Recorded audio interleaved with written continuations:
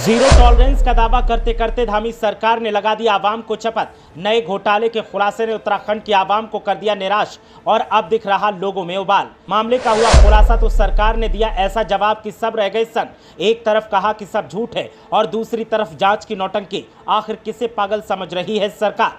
अस्तित्व में आने से लेकर अब तक कभी कुंभ घोटाला तो कभी आपदा घोटाला और अब एक और घोटाला।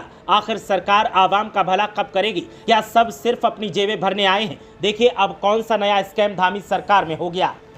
या तो उत्तराखंड की आवाम को वो बेवकूफ समझ रहे हैं या फिर धामी सरकार अतिशय ज्यादा चालाकी के चक्कर में खुद फंसती जा रही है और अपने ही किए के जाल में फंसती जा रही है। उत्तराखंड को देवभूमि कहा जाता है, लेकिन देवभूमि की आवाम का दुर्भाग्य कहें या फिर नेताओं की नीयत में खोट कहें कि जब से ये राज्य अस्तित्व में आया है और घोटालों की मार ही तब से झेल रहा है। सरकार चाहे रमेश पोखरियाल निशंक की रही हो या फिर विजय बहुगुणा, त्रिवेंद्र सिंह रावत के साथ साथ हरीश रावत की, हर बार स्टिंग और घोटालों की आग ने आवाम को निराश किया है। धामी सरकार से थोड़ी उम्मीद जगी थी, लेकिन अब इस सरकार पर भी उद्यान घोटाले का आरोप लगा है और करोड़ों के हेरफेर का दावा किया गया है। खुलासा होने के बाद सरकार ने मामले को झूठा बताया, लेकिन साथ ही जांच का आदेश भी जारी कर दिया। ऐसे में सवाल इस बात का है कि सच्चाई क्या है? या तो मामला झूठा है तो फिर कोई बात नहीं है, और अगर अब जांच का आदेश दिया है तो फिर सरकार का ही झूठ उजागर हो जाता है। उद्यान घोटाला तो सुर्खियों में था ही कि अब शिक्षा विभाग के एक बड़े घोटाले से पर्दा हटा है और मामले पर सीएम ने क्या कहा, आप खुद सुनिए।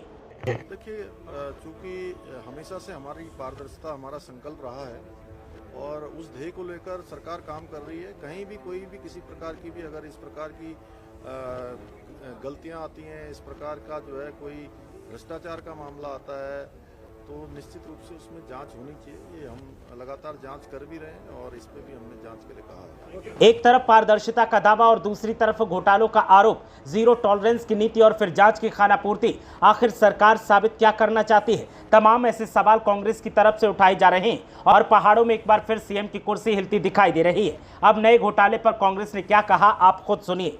ये उद्यान विभाग में करोड़ों का घोटाला हुआ है, जिसमें कि सीबीआई ने कुछ अधिकारियों पे मुकदमा दर्ज भी किया है।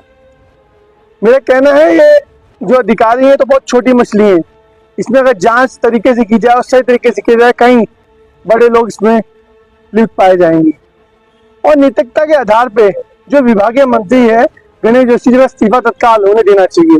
लेकिन मुझे लगता है कि नैतिकता का नाश जमीन में नहीं है, इसलिए मुख्यमंत्री को इस पूरे प्रकरण में हस्तक्षेप करना चाहिए और गणेश जोशी का इस्तीफा लेना चाहिए, जिसने पूरे ही उत्तराखंड को कलंकित करने का काम किया है। हर रोज एक जांच का दावा किया जाता है और हर रोज एक नए विभाग में घोटाले का खुलासा होता है। आखिर जांच जो होती है उस पर क्या एक्शन होता है, वो दिखता क्यों नहीं? और जिस तरह से आरोपों की राजनीति उत्तराखंड में चल रही है, उस पर विराम कब लगेगा? आवाम के हित के मुद्दे सियासी बहस से गायब हैं।